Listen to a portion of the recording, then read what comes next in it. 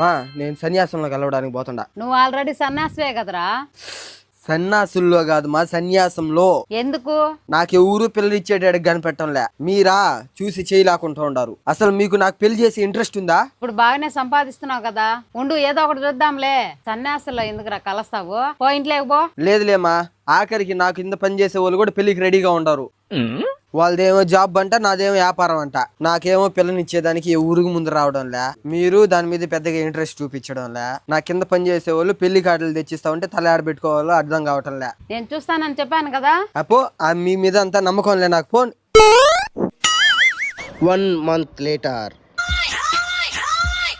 ఏమరా అప్పుడే వచ్చేస్తావు? ఆలస్యమైందా ఆచార్య పుత్రిక?